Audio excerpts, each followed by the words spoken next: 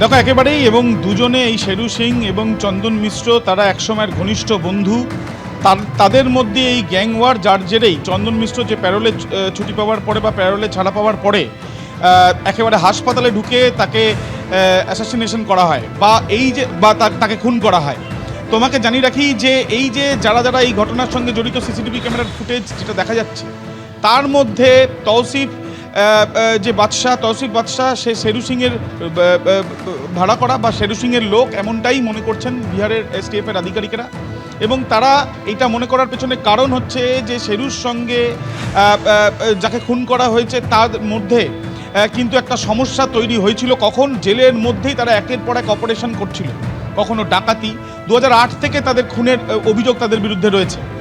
যেটা আমরা জানতে পারছি যে গত পরশুদিন এই বিহারের ঘটনা ঘটানোর পরে গত পরশুদিন আনন্দপুরে এসে ঘাটিগাড়ে এই অভিযুক্তরা, এবং সেখানে ঘাটিগাড়ার পর যেটা জানা যাচ্ছে যে রেজিস্টারের খাতা ইতিমধ্যে আনন্দপুর থানার পুলিশ তারা ভেরিফাই করার জন্য নিয়ে এসছেন।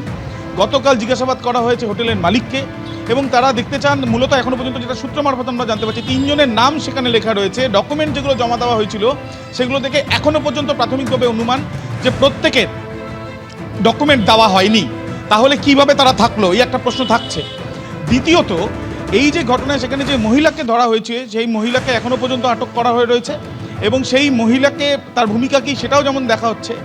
তৃতীয়ত, এই ঘটনায় যখন তাদেরকে উদ্ধার করা হয় বা তাদেরকে যখন পাওয়া যায়, সেই পাওয়া যাওয়ার সময় তারা কিন্তু কোনোভাবে পুলিশের উপরে গুলি চালানোর ঘটনা তারা ঘটেনি, এবং তাদের কাছ থেকে কোনো আর্মস পাওয়া যায়নি।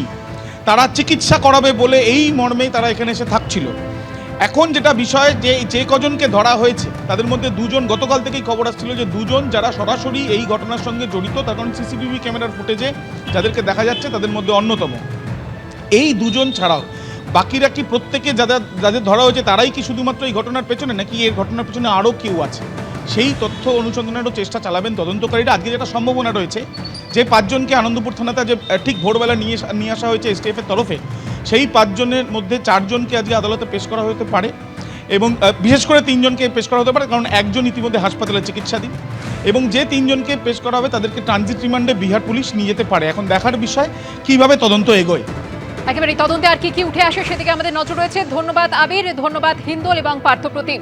গ্যাংস্টার খুনের তদন্তে নেমে পশ্চিমবঙ্গে আসে বিহার পুলিশের বিশেষ তদন্তকারী দল।